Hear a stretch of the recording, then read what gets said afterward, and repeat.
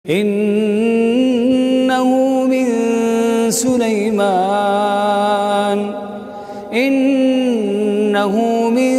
Sulaiman wa innahu bismillahirrahmanirrahim. Asy-syaitanu ya'idukumul faqra wa ya'murukum bil fahsya'. Wallahu ya'idukum maghfiratan minhu wa fadla. Wallahu wasi'un 'alim. Bismillahirrahmanirrahim. Assalamualaikum warahmatullahi wabarakatuh. Alhamdulillahirabbil alamin. Wa bihi nasta'inu ala umuri dunya waddin. Wassalatu wassalamu ala asyrafil anbiya'i wal mursalin nabiyina Muhammadin wa ala alihi wa ashabihi ajma'in. Wa man tabi'ahum bi ihsanin ila yaumiddin, amma ba'd. Alhamdulillah, ma'asyiral muslimin, jamaah Masjid Babus Salam yang dimuliakan Allah Subhanahu wa taala. Tentu kita bersyukur kepada Allah Subhanahu wa taala di malam hari ini kembali kita mendapatkan nikmat yang banyak dari Allah Subhanahu wa taala. Hingga dengan nikmat-nikmat tersebut kita bisa kembali berkumpul di rumahnya Allah taala ini, yang kita berharap bahwasanya dalam kumpulnya kita seperti ini kita berharap kita mendapatkan kebaikan dari Allah Subhanahu wa taala, dan kita berharap bahwasanya dengan apa yang kita lakukan ini dijadikan sebab bagi kita untuk menjadi jalan yang mudah untuk sampai di surganya Allah Ta'ala kelak. Sebagaimana sabda Nabi kita Muhammad SAW, beliau bersabda bahwasanya man salaka tariqan yaltamisu fi ilman sahalallahu lahu bihi tariqan ilal jannah. Jadi siapa yang dia menempuh satu jalan untuk mencari ilmu agama, maka Allah akan mudahkan bagi dia jalannya ke surga. Maka tentunya kita berharap dengan apa yang kita lakukan, Allah menjadikan langkah kita menjadi ke surga itu menjadi lebih mudah, dan kita bisa menjadi ahli surga kelak insyaallah. Amin. Baiklah para jemaah sekalian yang dimuliakan Allah Ta'ala, kita masih melanjutkan pelajaran kita, yaitu kita membaca tafsir juz amma, yang insyaallah di kesempatan malam hari ini kita akan sampai kepada tafsir dari surat Al-A'la. Baik. Di dalam surat Al-A'la Allah Subhanahu wa taala berfirman di sana. Kita baca sebagian dulu. A'udzu billahi minasy syaithanir rajim. Bismillahirrahmanirrahim. Sabbihisma rabbikal a'la alladzi khalaqa fasawwa walladzi qaddara fahada walladzi akhrajal mar'a faja'alahu ghutha'an ahwa sanuqri'uka fala tansa illa ma sya'allah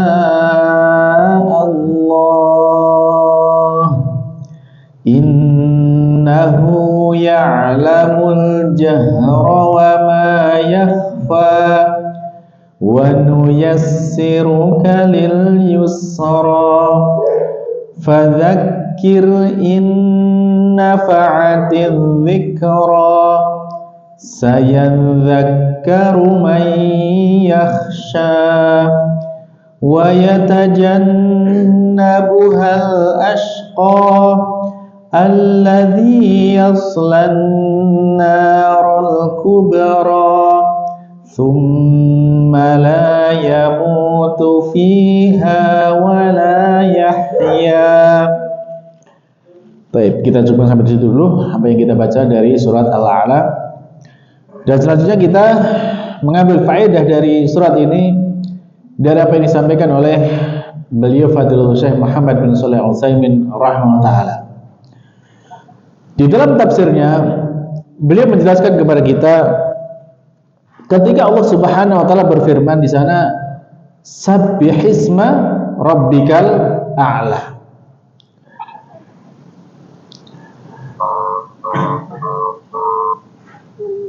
Dalam surat ini, surat Al-A'la ini termasuk salah satu surat yang paling sering kita dengar, kita baca ya, dan paling sering kita kita dengarkan imam-imam untuk membacanya.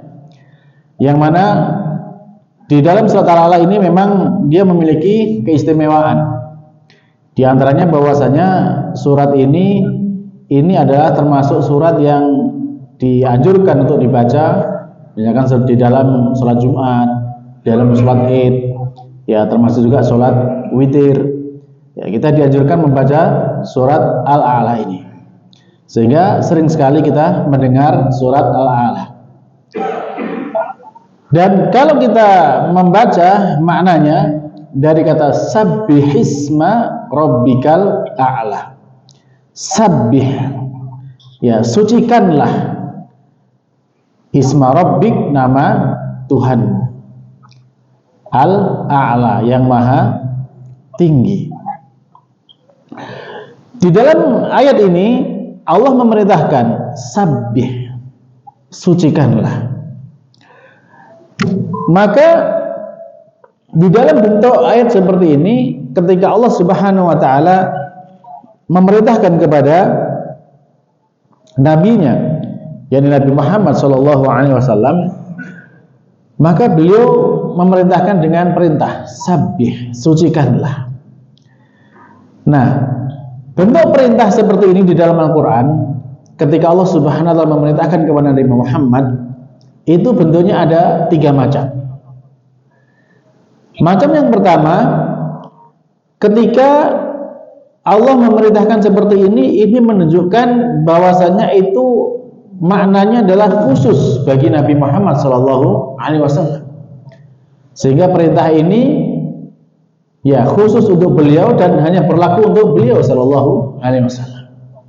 Itu yang pertama. Kemudian yang kedua, ketika Allah memerintahkan kepada Nabi Muhammad SAW, maka di sana itu mengandung dalil yang berlaku secara umum, meskipun perintahnya kepada Nabi Muhammad, tapi berlaku secara umum.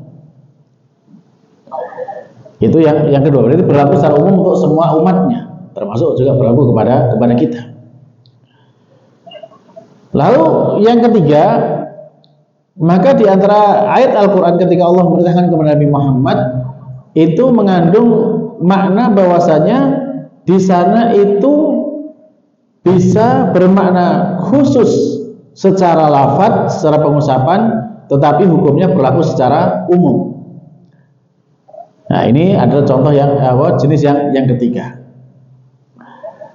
Nah, ketika contoh yang pertama yang khusus kepada Nabi Muhammad SAW, itu misalnya kita bisa lihat di dalam surat Al-Insyirah atau surat Al-Nashr. Di situ ketika Allah Subhanahu wa taala berfirman, alam nashrah laka sadrak wa wada'na anka wizrak. Nah, di dalam ayat tersebut jelas bahwasanya Allah Subhanahu wa taala itu mengajak bicara Nabi Muhammad sallallahu alaihi wasallam. Yang di antara maknanya bahwasanya Allah mengatakan kepada Nabi Muhammad itu, bukankah ya alam nasrah, ya bukankah kami yang telah melapangkan bagimu, yaitu dadamu. Yang mana tentu ketika Nabi Muhammad SAW itu mengalami hal-hal yang menyusahkan, hal yang menyedihkan, maka Allah Subhanahu wa taala yang kemudian memberikan kelapangan di dalam hati beliau sallallahu alaihi wasallam. Jadi bukankah kami yang telah melapangkan untukmu dadamu?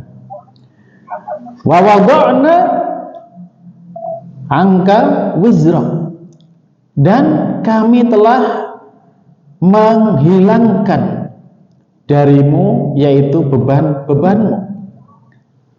Nah, di dalam ayat seperti ini adalah ketika Allah Subhanahu wa taala berbicara kepada Nabi Muhammad SAW, dan ini maknanya khusus kepada beliau. Karena memang Allah Subhanahu wa taala ya langsung mengatakan ini maknanya untuk Nabi Muhammad. Yang dilapangkan dadanya Nabi Muhammad. Kemudian yang diangkat bebannya juga Nabi Muhammad. Atau misalkan seperti di surat Ad-Duha, ya. Ketika Allah Subhanahu wa taala mengatakan kepada Nabi Muhammad bahwasanya wa wajadaka a'ilan fa'aghna wa wajadaka dhalan fahada, ya, dan seterusnya. Dari situ menunjukkan bahwasanya itu khusus bagi Nabi Muhammad sallallahu alaihi wasallam. Termasuk juga di ayat yang lainnya, misalkan ketika di dalam surat An-Nisa Allah berfirman wa arsalnaka lin-nasi rasulah, dan telah kami mengutus kamu wahai Muhammad untuk manusia sebagai rasul. Maka ini adalah khusus untuk beliau sallallahu alaihi wasallam. Jadi ini maknanya adalah khusus bagi Nabi kita Muhammad sallallahu alaihi wasallam. Ini jenis yang pertama. Adapun jenis yang kedua, ketika Allah SWT berfirman, lafadznya ini kepada Nabi Muhammad, tapi maknanya untuk umum, semua umat Islam. Contohnya bagaimana? Contohnya ketika Allah Subhanahu wa taala berfirman di dalam surat At-Talaq misalkan. Di dalam surat Allah Subhanahu berfirman, ya ayyuhan nabiyyu idza talaqtumun nisaa fatalliquhunna li'iddatihin. Di sana Allah berfirman, wahai nabi. Maksudnya kepada Nabi Muhammad sallallahu alaihi wasallam. Apabila kalian menceraikan istri-istri kalian, maka ceraikanlah mereka, ya, sesuai dengan iddahnya, untuk memenuhi iddahnya. Nah, dari ayat ini bisa kita lihat bahwasanya Allah Subhanahu wa taala ketika mengawali ayatnya, Allah menyapa siapa? Nabi Muhammad, kan? Ya ayuhan nabi. Tapi kemudian setelah itu bahwasanya Allah Subhanahu wa taala melanjutkan dengan idza talaqtum, apabila kalian menceraikan. Di ayat ini Allah tidak mengatakan idza talaqta, apabila kamu menceraikan. Atau juga Allah tidak berfirman di sana ya ayyuhalladzina amanu idza talaqtum, tidak seperti itu. Tapi diawali dengan ya ayyuhan nabi, wahai nabi. Lalu disambung dengan idza talaqtum, apabila kalian menceraikan. Nah, maka dari ayat seperti ini, maka ini meskipun di awal ayat itu adalah yang diajak bicara Nabi Muhammad SAW, maka hukum ini berlaku umum untuk seluruh umat Islam. Jadi tadi bentuk ketika Allah berbicara atau Allah memerintahkan, ini berlaku umum. Baik, itu tadi kan lafadznya seperti itu. Jadi gabungan antara lafadz untuk Nabi dan lafadz yang untuk umum, karena menggunakan talaqtum, kan, untuk kalian, jadi untuk umat Islam. Nah, lalu kemudian bentuk yang ketiga ini yang banyak contohnya, yang seperti yang akan kita bahas sekarang ini, yaitu tentang bagaimana ketika secara lafadz memang khusus kepada Nabi Muhammad SAW, maka tapi secara hukum itu berlaku untuk umum. Contohnya di ayat ini, sabbihisma rabbikal a'la. Wahai Muhammad, sucikanlah nama Tuhanmu yang maha tinggi. Nah, ini kan lafadznya khusus Nabi Muhammad, tapi maknanya berlaku secara umum, hukumnya berlaku secara umum bagi umat Islam. Baiklah para jemaah sekalian yang dimuliakan Allah Subhanahu wa taala. Nah, makna sabbih, mensucikan, itu maknanya bahwasanya kita mensucikan Allah Subhanahu wa taala dari segala macam hal yang tidak layak bagi Allah Subhanahu wa taala. Kita mensucikan Allah Subhanahu wa taala dari segala macam bentuk kekurangan. Allah terbebas dari segala macam bentuk kekurangan. Allah terbebas dari segala macam bentuk cacat. Allah terbebas dari segala macam hal yang menjadi aib. Allah Maha Suci dari semuanya itu. Maka di sini kita diperintahkan untuk mensucikan Allah. Sabbih, sucikanlah Allah. Segala macam keburukan itu tidak boleh kita nisbatkan kepada Allah Subhanahu wa ta'ala. Allah zat yang maha sempurna, Allah zat yang maha mulia, sehingga tidak layak sedikit pun disematkan kepada Allah dari segala macam sifat kurang apapun itu. Maka itu tidak diperbolehkan kita kemudian menyematkan hal-hal yang bernilai negatif atau kurang kepada Allah Subhanahu wa ta'ala. Nah, termasuk di antara bentuk kesempurnaan Allah Subhanahu wa ta'ala, Allah itu memiliki Asmaul Husna, nama-nama yang baik. Di antara nama Allah Subhanahu wa ta'ala, Allah memiliki nama As-Salam, yaitu yang maha memberi keselamatan, atau Al-Quddus, yang maha suci. Ya. Ini maknanya bahwasanya Allah Subhanahu wa ta'ala terbebas dari segala macam aib. Ya, Allah tidak memiliki sedikit pun celah, tidak memiliki sedikit pun kekurangan di dalam diri.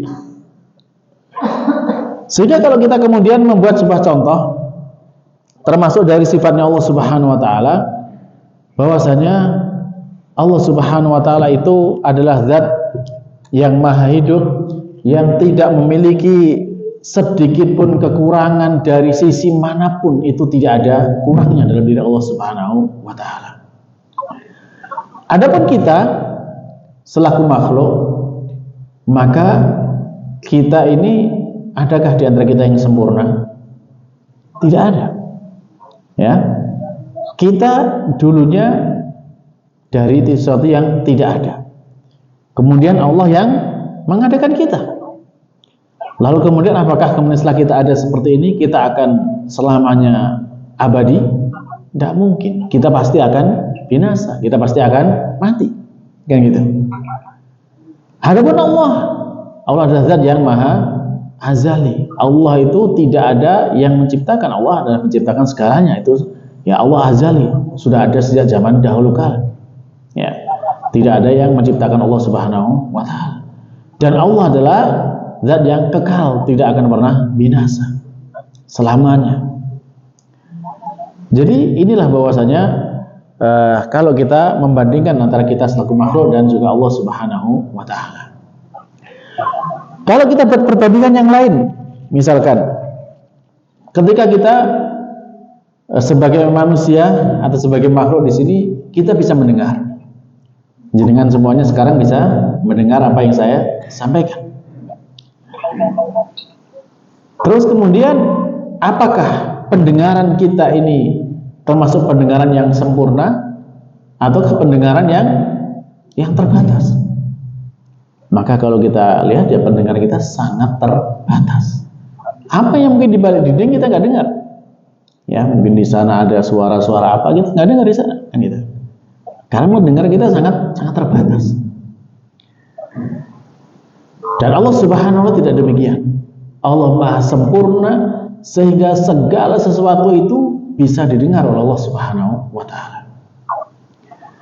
Sehingga pernah di masa Rasulullah SAW itu kan pernah beliau itu kan di rumahnya itu kan kecil ya, rumahnya kan kecil, hanya ada ruang tamu, kemudian kamar kan seperti itu kan kecil.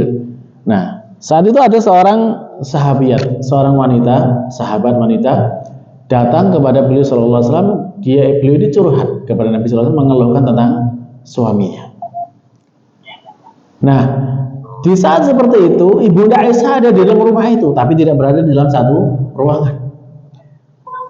Ibunda Aisyah mendengar bahwasanya ada seorang wanita yang sedang menyampaikan permasalahannya kepada Rasulullah SAW, tapi tidak mendengar secara utuh. Ada percakapan-percakapan yang tidak didengar oleh Ibunda Aisyah radhiyallahu anha. Akan tapi bersama dengan itu para jamaah, apa yang terjadi?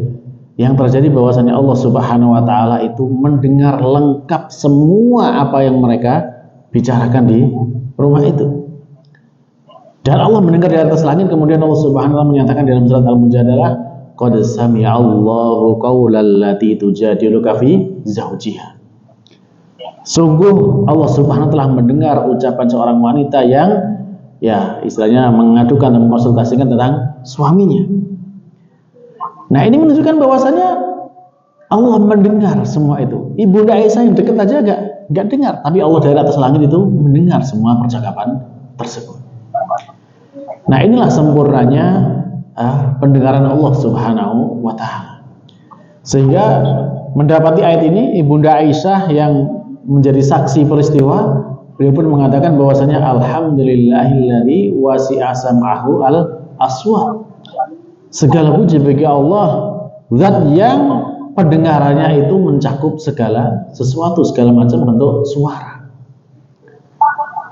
Kita mungkin ya saat ini kan mungkin di antara kita belum pernah ada yang bisa mendengar bagaimana tasbihnya tanaman atau pepohonan yang ada di sekitar kita kan gitu ya. Tapi semuanya itu sebutkan dalam Al-Quran, mereka itu bertasbih memuji Allah Subhanahu wa Ta'ala, dan Allah mendengar semua itu kan gitu. Nah, tapi kita tidak bisa mendengarnya. Nah, maka dari itu para jamaah, ini menunjukkan bahwasanya ketika Allah itu zat yang maha sempurna, perbandingannya seperti itulah. Jadi jauh sekali dengan kemampuan yang kita miliki dibandingkan dengan Allah Subhanahu wa Ta'ala, maka Allah jauh lebih sempurna dari apa yang bisa kita lakukan. Nah, makanya tidak salah kalau kemudian Allah Subhanahu memerintahkan kepada kita, sabbih, sucikanlah. Jadi kita diminta untuk mensucikan Allah Subhanahu wa Ta'ala, karena memang Allah zat yang maha suci, terbebas dari segala macam bentuk kekurangan. Siapa yang kita sucikan? Sabbihisma rabbikal a'la, yaitu nama Tuhanmu yang maha tinggi. Nah, di dalam bentuk seperti ini, ketika Allah memerintahkan untuk kita agar kita mensucikan Allah dengan menyebut namanya, nama Tuhan kita itu Allah Subhanahu wa Ta'ala, maka makna yang sahih dari lafaz seperti ini adalah bahwasanya kita diperintahkan untuk mensucikan Allah Subhanahu wa Ta'ala dengan menyebut namanya menggunakan lisan kita. Jadi sabbihisma rabbik, sucikanlah nama Tuhanmu. Itu maknanya adalah kita diperintahkan dalam bertasbih atau mensucikan itu mengucapkan juga dengan lisan kita. Karena gimana? Ada kalanya para jemaah, ada kalanya kita bertasbih mensucikan Allah itu cukup dengan hati. Hati kita mungkin sudah berpikir, kita mengucapkan Allah maha suci kan gitu. Tapi ketika kemudian kita mendapati seperti ini, maka perintah ini berlaku kepada kita untuk mengucapkan dengan hati kita dan juga dengan lisan kita mengucapkan dengan lisan kita menyebut namanya Allah Subhanahu wa Ta'ala, sehingga kita mengucapkan Subhanallah, maha suci Allah. Jadi inilah maknanya kenapa kemudian disebutkan di sana dengan ada ismi atau isma rabbik, sabbihisma rabbik, sucikanlah nama Tuhan. Jadi di sini bermakna bahwasanya ketika bertasbih, ya kita dianjurkan dalam tasbih itu ya mensucikan Allah dengan hati kita dan juga diucapkan dengan lisan kita. Kan termasuk di dalam hadis itu kan kalimatani khafifatani, ya, khafifatani fil lisani sakilatani fil mizani, kan gitu ya. Jadi ada dua kalimat yang kalimat ini ringan di lisan tapi berat di timbangan. Ya, subhanallah wa bihamdi subhanallahil azim. Jadi ini anjurannya bahwasanya dalam bertasbih kita dianjurkan dengan lisan kita. Ringan di lisan tapi berat di timbangan nanti di akhirat. Jadi kita ucapkan subhanallah dengan lisan kita. Baik.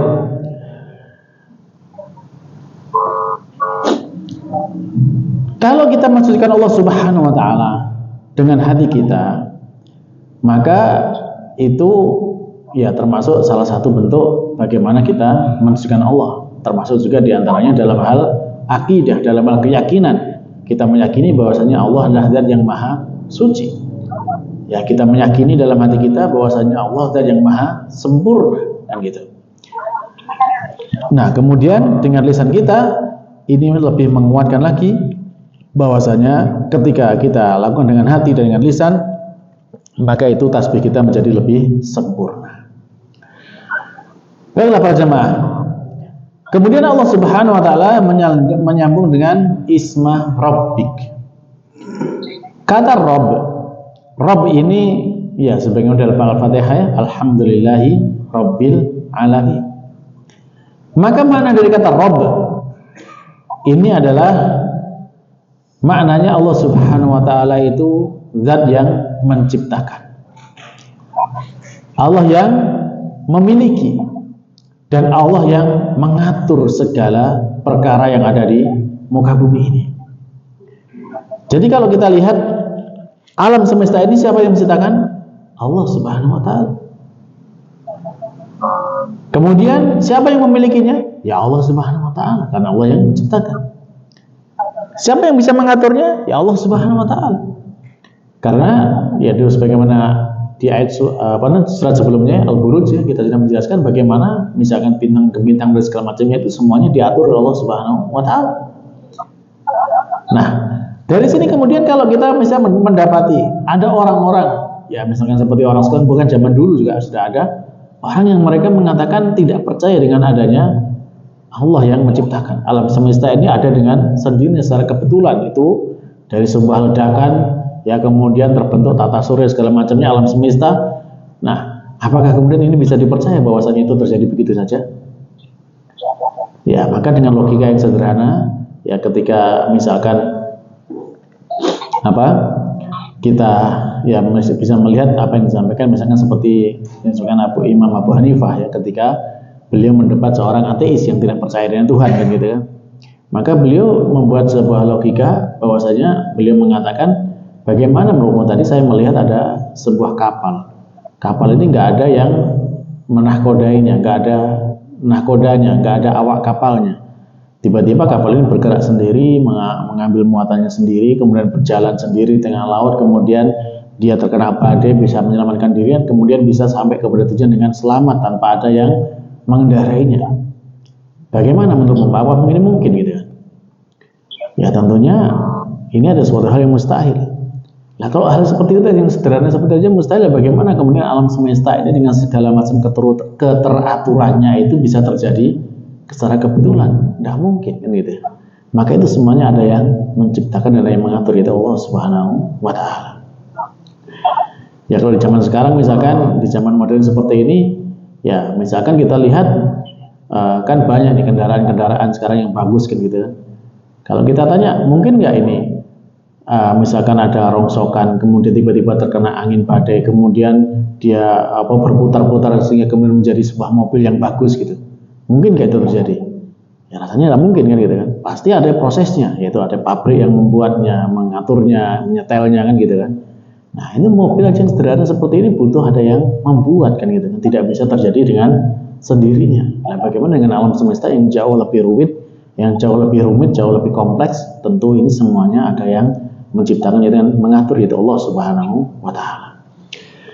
Maka Allah Subhanahu wa taala ini adalah zat yang menciptakan, Allah Subhanahu wa taala yang memiliki, dan Allah Subhanahu yang mengatur semuanya itu.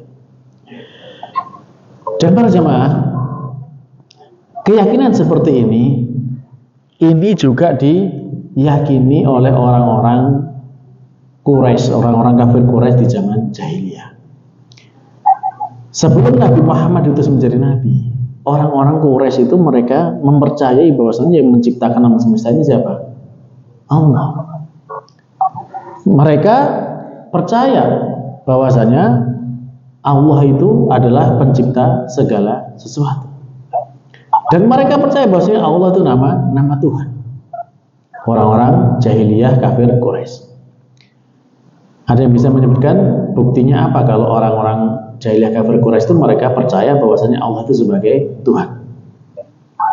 Apa buktinya?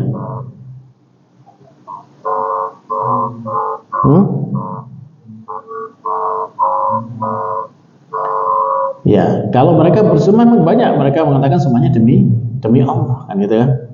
Tapi juga kalau sumpah ya karena mereka menyembah kepada patung-patung yang lainnya, ya mereka mengatakan demi Lata, demi Uzza, itu mereka lakukan karena mereka menyembah yang seperti itu.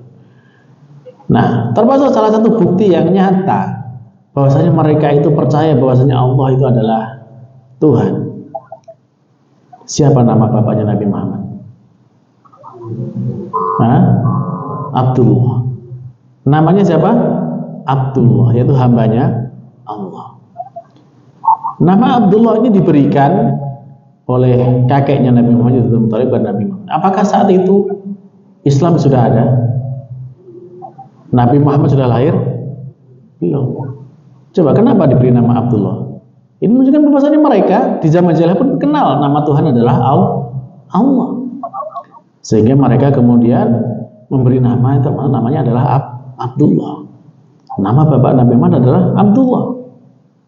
Ya, jadi ini bukti bahwasanya orang kafir Quraisy dulu sebelum adanya ajaran Nabi Muhammad SAW, mereka sudah kenal namanya Allah. Sehingga kalau mereka ditanya siapa yang menciptakan langit semesta ini, mereka mengatakan Allah yang menciptakan. Jadi kan bisa cek misalkan di dalam firman Allah Subhanahu wa taala surat Luqman ayat 25. Allah di sana berfirman, "Wala in sa'altahum man khalaqas samawati wal arda la yaqulunna Allah."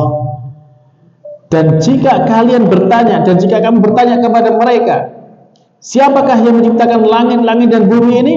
Pasti mereka mengatakan Allah. Kan gitu. Di surat yang lain Az-Zukhruf ayat 87 Allah juga berfirman, "Wala in sa'altahum man khalaqahum la yaqulunna Allah." Dan jika kamu tanya kepada mereka siapa yang menciptakan mereka, mereka pasti menjawab bahwa yang menciptakan mereka adalah Allah. Ini menunjukkan bahwasanya orang-orang jahiliyah kafir Quraisy sudah percaya bahwasanya Allah yang Maha mencipta, yang menciptakan alam semesta ini Allah Subhanahu wa taala. Nah, kalau kita bandingkan dengan orang sekarang para jemaah, orang sekarang ketika ditanya siapakah yang menciptakan langit, gimana jawabannya? Bagaimana jawabannya? Apakah mereka juga mengatakan Allah? Bagaimana? Ya macam-macam jawabannya ya. Ya itulah kondisi umat kita kan gitu ya. Jadi meskipun mereka sudah mengaku Islam, ya kadang kalau ditanya yang menciptakan saja itu jawabannya masih macam-macam gitu kan. Ada yang apalah gitu, sang yang siapa gitu ya. Nah itu adalah bentuk salah satu ya PR lah dakwah kita bahwasanya untuk memahamkan kepada masyarakat tentang siapakah yang menciptakan kita. Nah, termasuk juga orang-orang di zaman jahiliyah dulu, orang-orang kafir Quraisy itu, ketika mereka itu mengalami musibah, mengalami sebuah bencana, ya, mengalami hal-hal yang ya sudah mereka tidak bisa mengatasi lagi. Mereka itu apa yang mereka lakukan? Mereka semuanya itu murni ibadahnya hanya kepada Allah Ta'ala, meninggalkan semua sembahan-sembahan yang lainnya, patung-patung itu mereka tinggalkan. Kalau kemudian mereka diselamatkan, barulah kemudian mereka kembali kepada kekufuran. Ya. Inilah keadaan orang-orang di zaman dahulu, orang jahiliyah seperti itu. Jadi orang-orang jahiliyah itu dalam kondisi mereka terdesak, sangat ketakutan, mereka itu murni ibadahnya itu hanya kepada Allah Subhanahu wa taala. Mereka lupakan itu semua sembahan-sembahan yang lainnya selain Allah Subhanahu wa taala, patung-patung mereka tinggalkan. Ya. Misalkan di dalam surat Al-Ankabut misalkan di sana. Ya, di dalam surat Al-Ankabut ayat 65. Allah berfirman di sana ya, fa idza raqibu fil fulki da'allahu mukhlisina lahuddin falamma najjahum ilal barri idzahum yusyrikun. Jadi kalau mereka itu sedang mengendarai kapal di laut seperti itu, lalu kemudian mereka mendapatkan kesulitan, mendapatkan bencana atau badai ataupun yang lainnya itu, maka di sana itu mereka itu kemudian doanya itu murni tulus hanya kepada Allah Subhanahu wa taala. Mereka lupakan semua sembahan-sembahan yang selain Allah Subhanahu wa taala. Lalu tak kala kemudian mereka diselamatkan Allah Subhanahu wa taala, doanya dikabulkan Allah taala, kemudian mereka selamat sampai ke daratan, apa yang mereka lakukan? Langsung kemudian mereka kembali nyembah kepada patung-patungnya. Idahum, ya, yaitu idahum yusyrikun, kembali mereka berbuat syirik. Nah, ini orang jahiliyah para jemaah. Orang jahiliyah zaman dulu seperti itu keadaannya. Dalam kondisi terdesak, mereka hanya kembali kepada Allah Subhanahu wa taala. Saat kemudian Allah berikan kelapangan kepada mereka, barulah kemudian mereka berbuat syirik. Kalau orang sekarang gimana para jemaah? Kalau orang sekarang gimana? Hah? Kita lihat bagaimana caranya merawan sekarang tolak bala. Hah? Gimana tolak balanya orang sekarang? Apakah mereka minta keselamatannya kepada Allah Subhanahu wa taala, mengatakan selamatannya itu minta tolong kepada Allah atau kepada yang selain Allah? Hah? Kalau misalkan ini ke laut gitu, apakah mereka minta keselamatannya kepada Allah atau minta kepada yang selain Allah? Hah? Kalau misalkan mau bikin bangunan, itu mereka minta tolongnya itu kepada Allah agar ini selamat ataukah tidak gitu, atau kepada yang selain Allah kan gitu. Nah, ini keadaannya. Coba bisa dibayangkan bagaimana keadaan orang-orang jahiliyah zaman dulu dengan orang-orang Islam zaman sekarang. Ya. Jadi bahkan saat misalkan orang sekarang ya, naudzubillah, saat ketimpa musibah. Ya, saat tertimpa musibah, apakah seperti dulu zaman Lapindo ataukah musibah seperti Semeru gitu kan. Ketika mereka pengen diangkat bala itu gimana caranya? Apakah mereka kembali kepada Allah atau malah justru menyekutukan Allah? Jadi kan bisa jawab sendiri kan gitu ya. Bagaimana kondisi masyarakat sekarang. Nah, inilah bedanya dengan masyarakat jahiliyah zaman dulu para jamaah. Sehingga dalam kitab Kasfus Zubar pun dijelaskan bahwasanya kondisi masyarakat sekarang itu bahkan bisa lebih jahiliyah daripada masyarakat jahiliyah di masa Nabi Shallallahu Alaihi Wasallam. Karena mereka masih paham, masih sadar di saat genting seperti itu nggak ada yang bisa menolong mereka kecuali hanya Allah Subhanahu Wa Taala. Tapi orang-orang sekarang mau nyari barang hilang saja itu nyarinya kemana? Nah, kan gitu kan? Kita udah paham sendiri kan gitu kan. Nah, inilah bahwasanya masih banyak masyarakat kita yang mengandalkan kepada selain Allah Subhanahu wa taala. Nah, maka kalau kita ingat di sini, Rabb kita siapa? Rabb kita adalah Allah. Ya, maka tentunya bahwasanya kalau kita sadar bahwa Rabb kita Allah, ya tentu kita janganlah kemudian kita menyekutukan Allah Subhanahu wa taala. Sehingga orang-orang dahulu, orang-orang jahiliyah zaman dulu, mereka percaya Allah yang menciptakan, Allah yang memiliki, Allah yang mengatur. Sehingga dalam kondisi mereka butuh, mereka dalam kondisi terdesak, mereka kembali hanya kepada Allah Subhanahu wa taala. Tapi di saat mereka kemudian ya bersenang-senang, mendapatkan kenikmatan, mendapatkan itu, mereka lalai. Mereka kemudian menyekutukan Allah dengan yang lainnya. Nah, inilah para jamaah bedanya umat zaman dulu dengan umat sekarang. Baik. Nah, yang diminta apa? Setelah kita tahu bahwasanya Rabb kita itu adalah Allah, maka tentunya yang menjadi sebuah keharusan bagi kita adalah kita beribadahnya juga hanya kepada Allah. Kita minta tolongnya hanya kepada Allah. Kita kan semuanya hafal kan Al-Fatihah ya. Iyyaka na'budu wa iyyaka nasta'in. Minta tolongnya kepada Allah, bukan kepada yang selain Allah. Jadi hanya kepada Allah kita beribadah dan hanya kepada Allah kita mohon pertolongan. Sehingga kemudian Allah Subhanahu wa taala misalkan di dalam surat Al-Baqarah ayat 21, Allah menjelaskan kepada kita apa? Ya ayyuhan nasu ubudu rabbakumul ladzi khalaqakum walladzina min qablikum.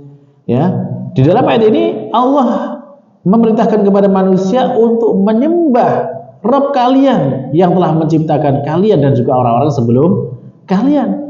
Kalau Allah yang menciptakan kita, ya tentunya kita ibadahnya kepada Allah, jangan beribadah kepada selain Allah, kan gitu kan? Ya. Dan Allah ini adalah zat yang maha tinggi, dan insyaallah al-a'la kita akan bahas pada pertemuan selanjutnya insyaallah.